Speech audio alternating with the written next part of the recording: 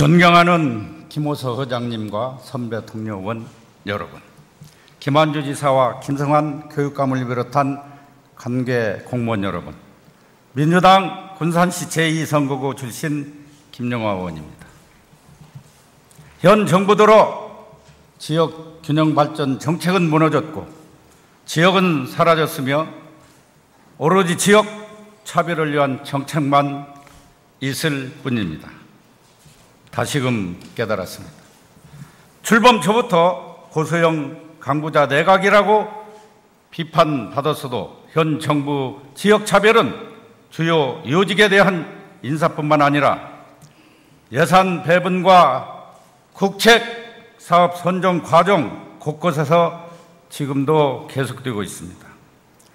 수도권 규제 완화로 지역의 기업 유치는 더욱 힘들어졌고 반쪽짜리로 전락한 혁신도시는 그 앞날을 기약할 수 없는 상황으로 200만 전북 도민들은 원칙 없는 정부에 대한 배신감과 박탈감으로 실의에 빠져 있습니다.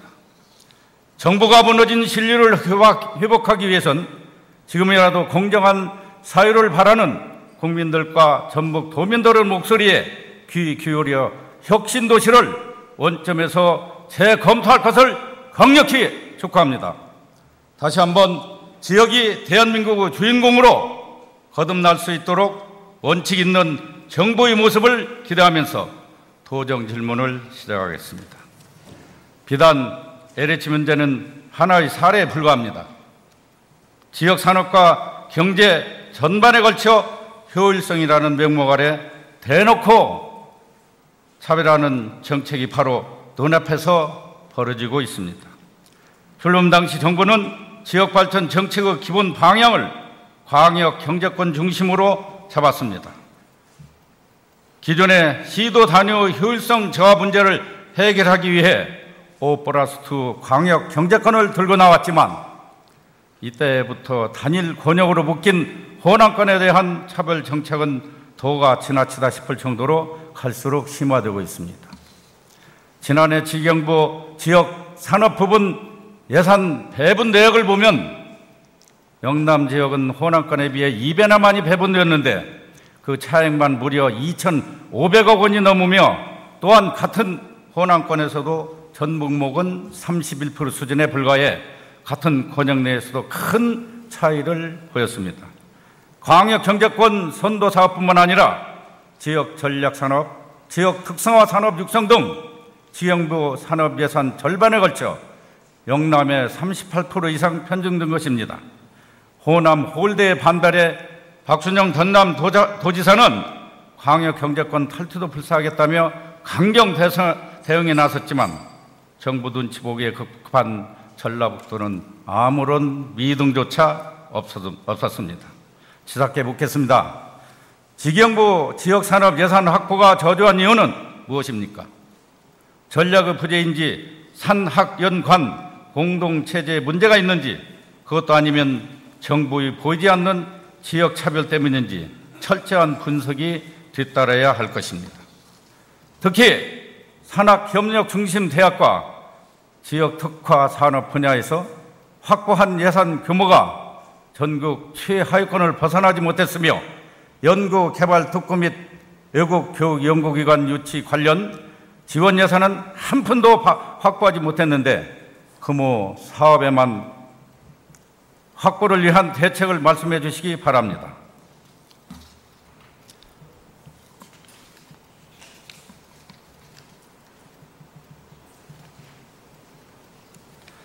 다음은 전라북도가 추진하려는 농식품 체험농원이 기존 농촌체험마을 등과 중복성 논란이 일고 있는 가운데 해당 부서는 아직도 방향도 못 잡고 고심만 하고 있습니다.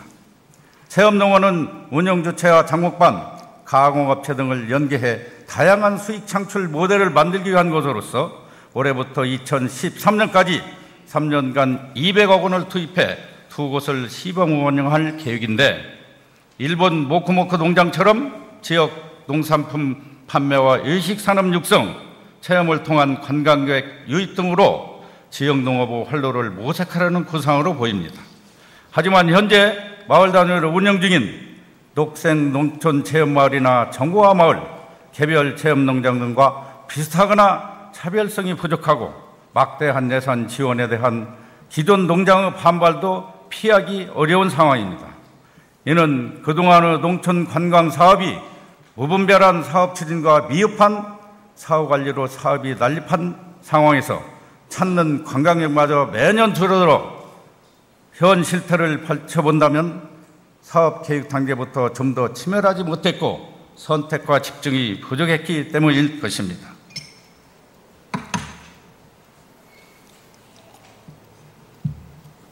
제작에 묻겠습니다.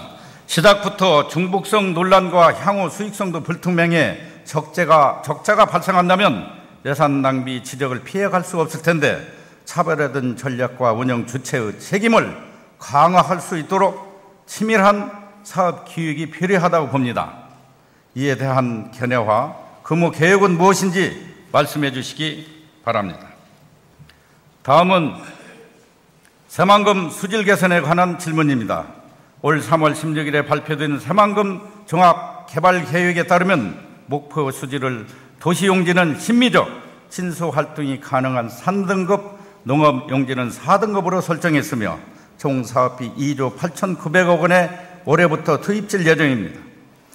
그러나 오염원이 차단이 가능한지, 예산은 제때 투입될 수 있는지 등을 놓고 우려의 목소리가 높습니다. 먼저 기간 내 예산 확보가 가능한 것입니다. 2단계 수질 보전 대책에 따르면 총 사업비의 74% 이상이 2015년까지 투입돼야 하지만 도와 전주, 군산 등 7개 시군의 재정 부담이 만만치 않아 문제입니다. 특히 상류 지역의 하수도와 총인 처리 시설 등 점 오염원 관리비 중 지방비가 2,159억 원에 이르고 민간 자본도 1,306억 원에 달해 예산 확보가 발등에 불이 되어 있는데 새만금 수질 개선을 위한 국비와 지방비 그리고 민간 자본까지 예산 확보가 중요한 시점에서 당장 올해 지방비 예산 확보가 어려워 사업 차질이 예상된다고 합니다. 새만금 초기 개발을 위해서 수질 개선 양보할 수 없는 사안인데 이러한 우려를 종식시키기 위한 대책은 무엇인지 답변 바랍니다. 다음으로 오염원 차단을 통한 목표 수질 달성이 가능하냐 하는 것입니다. 근본 발표에서 정부는 적극적 친수 공간 조성에서 쓰레기나 기름, 거품 등이 없는 친미적 친수 공간으로 목표 수질을 낮췄습니다.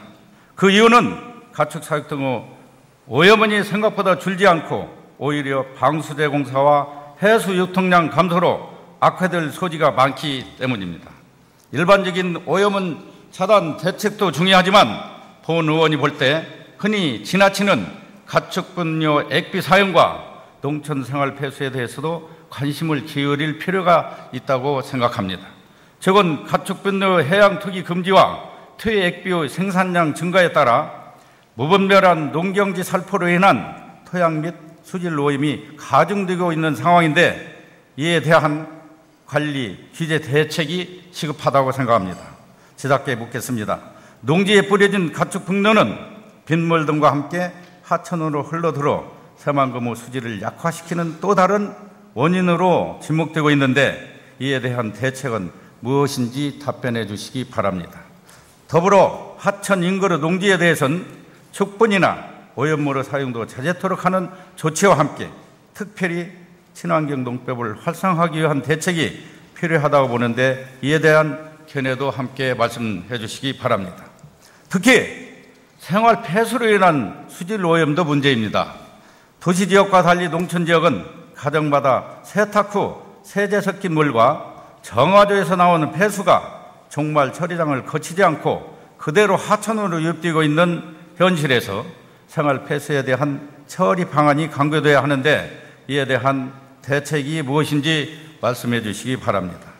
다음은 전군도로 활성에 대해서 질문하겠습니다. 1908년 국내에서 가장 먼저 생긴 신장로인 전주 군산간 46회에 이르는 26번 국도 전군도로는 1970년대 4차선으로 확장되면서 번영로란 이름과 함께 벚길이 조성됐습니다.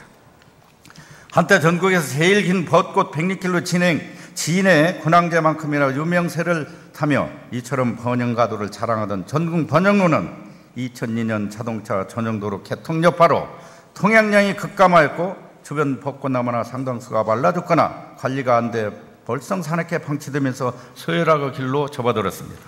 3년 전 이 자리에서 시작해서 번영로 옛날 영광을 재현토록 만들겠다고 답변하셨지만 현재까지 상황은 개선되지 않고 오히려 지역 경제는 갈수록 침체되고만 있는 실정입니다. 특단의 대책이 필요하다고 생각됩니다. 아직도 전군 번영로 상징인 벚꽃 터널은 우수한 경관 및 관광소로 활용 가치가 높다고 생각합니다. 또한 일제 강점기에 개설돼 수탈의 길로서 번영로는 근대사의 상징적인 의미를 가지며 인근에는 근대문화유산이 다소 분포되어 있어 이들 자원을 충분히 활용한다면 훌륭한 문화관광 인프라로 발전될 가능성이 높다고 평가됩니다. 지답게 다시 묻겠습니다. 번영로 벚꽃 식재 및 관리 사업비가 해마다 급감하다가 지난해는 국토비 지원도 끊기고 말았는데 지난번 약속하신 번영로 활성화 사업이 공연볼에 그치지 않도록 대책 마련이 절실하며 전주, 익산, 군산 등 관련 지자체와 협력을 통해 새로운 사업 발굴도 필요한 시점이라고 생각합니다. 예를 들어 기존에 갖춰진 벚꽃길을 더욱 활성화하고 자전거 도로 및 둘레길 조성과 지역 특산물 센터 설치 등 주민 소득 향상과 관광역 유치에 기여할 수 있다는 다양한 사업이 필요하다고 보는데 이에 대한 지사님의 견해는 무엇인지 말씀해 주시기 바랍니다. 최근 경관 및 디자인에 대한 관심이 높아지면서 국토해양부에서 추진 중인 경관도로 시범사업과 연계하여 전군 번영로 활성화를 시키는 사업도 효과적인 방법 중 하나라고 보는데 이에 대한 검토와 함께 사업 추진을 제안합니다. 이에 대한 지사님의 견해도 밝혀주시기 바랍니다. 다음은 교육감님께 도내 폐기 활용 방안에 대해서 질문드리겠습니다. 급격한 도시화 인용 현상으로 취약아동 숫자가 줄어들면서 역사와 전통을 자랑하던 시골 학교들이 속속 문을 닫고 역사 속으로 사라지고 있습니다. 자료에 따르면 도내 폐교된 319개 학교 대부분은 농촌지역으로 나타났고 이 중 상당수는 매각 양해되거나 일부는 교육용으로 재활용됐지만 여전히 교육청이 보유 중인 학교도 40교세에 이르는 것으로 나타나 이에 대한 활용 방안이 시급한 실정입니다. 앞으로도 폐교가 계속 증가할 것으로 보이지만 이를 방치할 경우 눈덩이처럼 커지는 유지 관리비는 물론 흉물로 변해 지역 미관도 해치고 우범 탈선 지역으로 전락할 우려가 크기 때문입니다. 폐교 활용 대책을 세울 때 그래야 할 점은 농촌 폐교와 지역 사회에 활력을 줄 수 있도록 활용돼야 하고 그 중심부에 지역 주민이 있어야 한다는 것입니다. 대부분의 폐교지가 지역 주민들이 교육용으로 기부 체납한 것이고 폐교를 지역 공동체 활성화의 중심적으로 활용하기 위해선 마을 주민들의 공동 소유가 효율적이라고 판단됩니다. 즉 폐교를 활용함에 있어 매각 또는 임대 시 지역 주민들에게 우선권을 부여하고 지역 주민을 대상으로 할 때는 임대보다 매각을 원칙으로 하며 장기 임대 및 무상 임대, 임대료 할인 등 임대 조건도 완화해야 한다고 봅니다. 가까운 일본의 경우도 폐교 현상 역시 우리와 사정은 비슷하나 지역 특성에 맞춰 사회교육시설이나 체험교류시설 등으로 탈바꿈하는 등 폐교 후 2년 이내에 약 80%가 재활용되고 있다고 합니다. 질문 드리겠습니다. 교육감께서는 해마다 꾸준히 늘고 있는 폐교를 활용하기 위해 해당 지역 시장 군수와 협의하여 지역 정세의 특성에 맞는 폐교 활용 마스터 플랜을 수립할 의향이 없는지, 또한 폐교 활용상 나타난 문제점과 급증하는 유지관리비 지출에 관련하여 어떤 개선 방안을 가지고 계신지 있으시면 답변해 주시기 바랍니다. 장시간 경청해 주셔서 감사합니다.